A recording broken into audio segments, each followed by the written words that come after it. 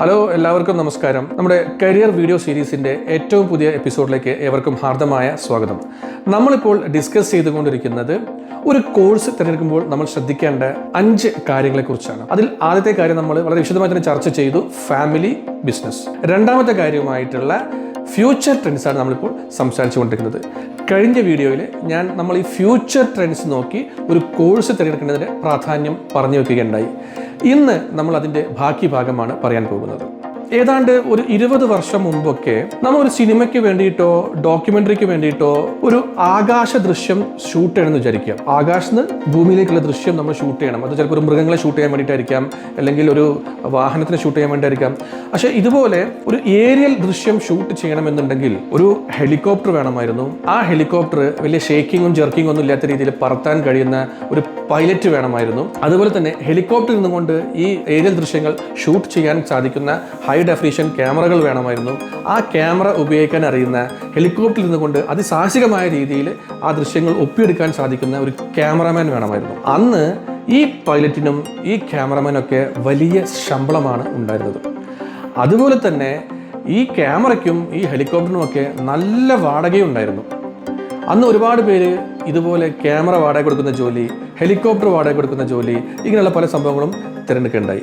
അതുപോലെ കുറേ ആളുകൾ ഈ ഹെലികോപ്റ്റർ പറത്താൻ പഠിക്കുന്ന പൈലറ്റ് ആവാനും ക്യാമറ ഉപയോഗിക്കാൻ അറിയുന്ന ക്യാമറമാൻ ആവാനൊക്കെ ശ്രമിക്കുകയുണ്ടായി. പക്ഷേ എന്താ സംഭവിച്ചത്? ഏതാനും വർഷങ്ങളുടെ വ്യത്യാസം, ഒരു പുതിയൊരു ടെക്നോളജി വന്നപ്പോൾ സാഹചര്യങ്ങൾ മൊത്തം മാറി. ഡ്രോൺ എന്ന് പറയുന്ന ഒരു പുതിയൊരു ടെക്നോളജി വന്നതോടുകൂടി പിന്നെ എന്താവശ്യമില്ല, നമുക്ക് ഹെലികോപ്റ്റർ വേണ്ട, പൈലറ്റ് വേണ്ട, ഹൈ ഡെഫിനിഷൻ ക്യാമറ വേണ്ട, ക്യാമറമാനും വേണ്ട. ഈ 4 പേരും ടോട്ടലി അങ്ങോട്ട് വാഷ് ഔട്ടായി.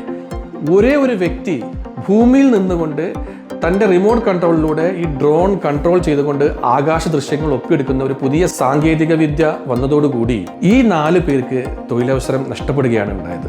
അപ്പോൾ ഇത്രയേ ഉള്ളൂ ട്രെൻഡുകളുടെ കാര്യം. നമ്മളിങ്ങനെ ഈ ട്രെൻഡ് എന്ന് പറഞ്ഞാൽ ട്രെൻഡുകളുടെ പുറകെ പോവുകയല്ല വേണ്ടത്, ഫ്യൂച്ചർ ട്രെൻഡുകൾ നമ്മൾ മനസ്സിലാക്കണം. പണ്ടൊക്കെ സ്കൂളൊക്കെ പൂട്ടി വെക്കേഷനൊക്കെ വരുന്ന സമയത്ത് ഞങ്ങൾ തമിഴ്നാട്ടിലുള്ള എൻ്റെ ഉമ്മാൻ്റെ വീട്ടിലേക്ക് ഇങ്ങനെ താമസിക്കാൻ വേണ്ടി പോകുമായിരുന്നു, വെക്കേഷൻ ആഘോഷിക്കാൻ വേണ്ടി പോകുമായിരുന്നു. അന്ന് തിരൂർ റെയിൽവേ സ്റ്റേഷനിൽ ഞങ്ങൾ ട്രെയിൻ കയറാൻ വേണ്ടി നിൽക്കുന്ന സമയത്ത് ഞങ്ങൾ സ്ഥിരം കാണുന്ന കാഴ്ച എന്താണെന്ന് വെച്ച് കഴിഞ്ഞാൽ ചുവന്ന ഷർട്ടും ചുവന്ന മുണ്ടും ചുവന്ന തോർത്തും ഒക്കെ ധരിച്ചുകൊണ്ട് നിൽക്കുന്ന ആളുകളാണ്. റെയിൽവേ കൂലികൾ അഥവാ റെയിൽവേ പോർട്ടർമാർ എന്നായിരുന്നു ഇവരെ വിളിച്ചിരുന്നത്. ഇവരുടെ ജോലി എന്താണെന്ന് വെച്ച് കഴിഞ്ഞാൽ ട്രെയിനിൽ വന്നിറങ്ങുന്ന യാത്രക്കാരുടെ ഭാരിച്ച ലഗേജുകളും ബാഗുകളും പെട്ടികളും മറ്റൊക്കെ തലയിൽ ചുമന്നുകൊണ്ടുപോയി പുറത്ത് കൊണ്ടുപോയി ഇറക്കി വെച്ച് കൊടുക്കലായിരുന്നു അവരുടെ ജോലി. തിരൂർ റെയിൽവേ സ്റ്റേഷനിലൊക്കെ ഏതാണ്ട് ഒരു 50ഓളം റെയിൽവേ പോർട്ടർമാർ ഉണ്ടായിരുന്നു. ഇതൊക്കെ സ്ഥിരം കാഴ്ചയായിരുന്നു. പക്ഷെ നിങ്ങൾ ഇന്ന് അതേ തിരൂർ റെയിൽവേ സ്റ്റേഷനിൽ പോയി നോക്കിക്കഴിഞ്ഞാൽ, അല്ലെങ്കിൽ നിങ്ങളുടെ വീടിനടുത്തുള്ള റെയിൽവേ സ്റ്റേഷനിൽ പോയി നോക്കിക്കഴിഞ്ഞാൽ കാണാൻ സാധിക്കുക 4 or 5 റെയിൽവേ പോർട്ടർമാർ ഇങ്ങനെ ഒറ്റപ്പെട്ടിരിക്കുന്നതായിട്ടാണ്. ബാക്കിയുള്ളവരൊക്കെ എവിടെ പോയി? ഇവരൊക്കെ എന്താണ് സംഭവിച്ചത്? നിങ്ങൾ ചിന്തിച്ചിട്ടുണ്ടോ? ഒന്നുമല്ല, ചെറിയൊരു ടെക്നോളജി വന്നപ്പോൾ ഇത്രയും റെയിൽവേ പോർട്ടർമാർക്ക് ജോലി ഇല്ലാണ്ടായി.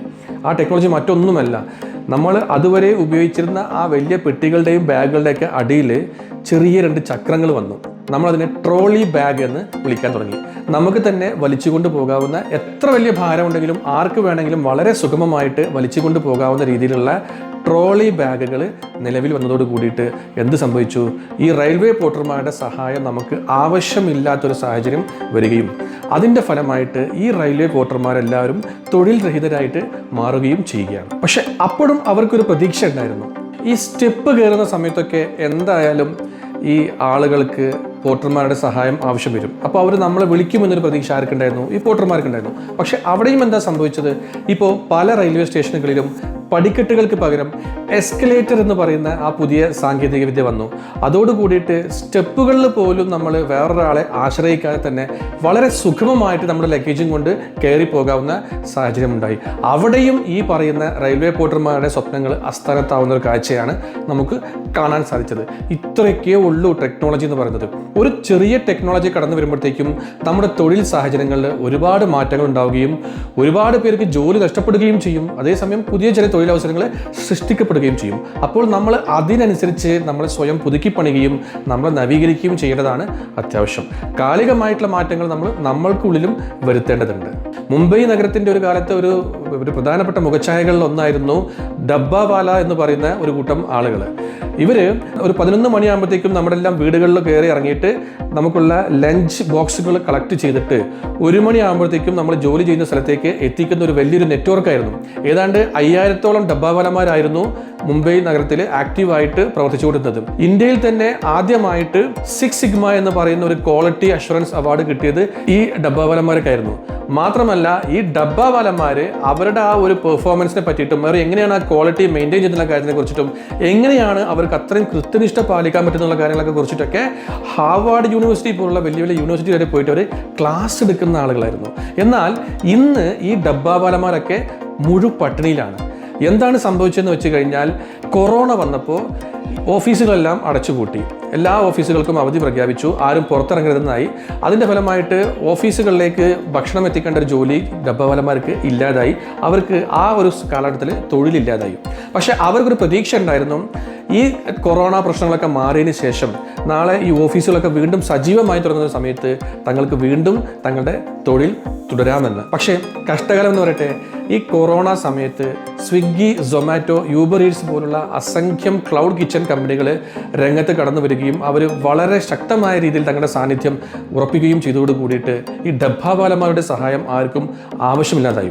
രാവിലെ 10 മണിക്കുണ്ടാക്കി പാത്രങ്ങളിൽ അടച്ചു വെക്കുന്ന ഈ ലഞ്ചുകൾ ഉച്ചയ്ക്ക് 1 മണിക്ക് ആറി തണുത്ത് കഴിക്കേണ്ട ഒരു സാഹചര്യം ഇല്ലാതായി. നമ്മൾ അരമണിക്കൂർ മുമ്പ് ഓർഡർ ചെയ്താൽ പോലും ഏറ്റവും ചൂടുള്ള ഭക്ഷണം നമ്മുടെ മുമ്പിലേക്ക് എത്തുന്ന ഒരു പുതിയ ടെക്നോളജിയാണ് ഈ ക്ലൗഡ് കിച്ചൺ കമ്പനികൾ അവതരിപ്പിച്ചത്. അതോടുകൂടി ഈ 5000-ഓളം വരുന്ന ഡബ്ബാവാലന്മാർക്ക് തൊഴിൽ ഇല്ലാത്തൊരു സാഹചര്യം സംജാതമാവുകയുണ്ടായി. അപ്പോൾ നമ്മളൊക്കെ മനസ്സിലാക്കേണ്ടത്, ഒരു ചെറിയൊരു ടെക്നോളജി വന്നാൽ പോലും നമുക്ക് ഒരു പ്രത്യേക ഒരു ഫീൽഡ് തന്നെ ഇല്ലാതാകും. ഒരു പുതിയൊരു കണ്ടുപിടുത്തം, ഒരു പുതിയൊരു ഇന്നോവേഷൻ ഉണ്ടായാൽ പോലും ഒരു പ്രത്യേക തൊഴിൽ മേഖല തന്നെ വാഷ് ഔട്ടായി പോകുന്നൊരു സാഹചര്യം നമുക്ക് മുമ്പിലുണ്ട്. അതിനുള്ള ഒരുപാട് തെളിവുകൾ നമുക്കുണ്ട്. ഇപ്പോൾ ശാസ്ത്രജ്ഞരൊക്കെ പറയുന്നത് എന്താണെന്ന് വെച്ച് കഴിഞ്ഞാൽ, ഇന്നത്തെ ട്രെൻഡി ആയിട്ടുള്ള പല ജോബുകളും, ഇന്ന് ഏറ്റവും കൂടുതൽ ശമ്പളം കിട്ടുന്ന പല ജോബുകളും ഒരു 10 വർഷം കഴിഞ്ഞാൽ ഭൂമിയിൽ ഉണ്ടാവില്ല എന്നാണ് പറയുന്നത്. ഇന്ന് നമ്മൾ മനുഷ്യർ ചെയ്യുന്ന പല ജോബുകളും നാളെ AI ഉപയോഗിച്ചുകൊണ്ട് ചെയ്യാൻ സാധിക്കും എന്നാണ് പറയുന്നത്. അതുകൊണ്ട് തന്നെ നമ്മൾ ഇത്രയും കാലം ചെയ്തു വന്നതുപോലെ എല്ലാവരും പോകുന്ന വഴിയിൽ തന്നെ പോവാതെ നാടോടുമ്പോൾ നടുവേ ഓടി അതിനനുസരിച്ചൊരു കോഴ്സ് തിരഞ്ഞെടുക്കുന്നതിന് പകരമായിട്ട് ഒരു കോഴ്സ് നമ്മുടെ മനസ്സിൽ കണ്ടെത്തി കഴിഞ്ഞാൽ ആ കോഴ്സിന് ഇപ്പോൾ നല്ല സാധ്യതകളുണ്ട്. ഇതേ സാധ്യതകൾ, ഇതേ സ്കോപ്പ് ഭാവിയിലും ഉണ്ടാകുമോ? ഞാൻ ഈ കോഴ്സ് പഠിച്ചിറങ്ങുന്ന സമയമാകുമ്പോഴത്തേക്കും അപ്പോഴും മാർക്കറ്റ് ഇതേപോലെ തന്നെ ആയിരിക്കുമോ? അല്ല ഈ തൊഴിലിന് ബദലായിട്ട് വേറെ എന്തെങ്കിലും പുതിയ ടെക്നോളജി വരാൻ സാധ്യത ഉണ്ടോ? അങ്ങനെ വന്നു കഴിഞ്ഞാൽ ഈ പഠിച്ചതെല്ലാം വെറുതെ ആകുമോ മുതലായിട്ടുള്ള കാര്യങ്ങളൊക്കെ നമ്മളൊന്ന് സസൂക്ഷ്മം ശ്രദ്ധിച്ച് ഉറപ്പുവരുത്തി ആ ഒരു ട്രെൻഡിനെ മനസ്സിലാക്കിക്കൊണ്ട് വേണം നമ്മളൊരു പുതിയ കോഴ്സ് തിരഞ്ഞെടുക്കാൻ. അതുകൊണ്ട് ഇപ്പോഴത്തെ ട്രെൻഡിൻ്റെ പുറകെയല്ല പോകേണ്ടത്, ഫ്യൂച്ചർ ട്രെൻഡ്സ് പഠിച്ച് മനസ്സിലാക്കിയിട്ടാണ് ഒരു കോഴ്സ് തിരഞ്ഞെടുക്കേണ്ടത്. അപ്പോൾ ഈ വീഡിയോ നിങ്ങൾക്ക് എല്ലാവർക്കും ഇഷ്ടപ്പെട്ടിട്ടുണ്ടാവും വിചാരിക്കുന്നു. ഇതിൽ പറഞ്ഞ എക്സാമ്പിൾസും മറ്റു കാര്യങ്ങളും നിങ്ങളുടെ മനസ്സിലേക്ക് പതിഞ്ഞിട്ടുണ്ടാവും വിചാരിക്കുന്നു. അപ്പോൾ നമുക്ക് അടുത്ത വീഡിയോയിൽ ബാക്കി കാര്യങ്ങൾ സംസാരിക്കാം. അതുവരെ എല്ലാവർക്കും ഗുഡ് ബൈ.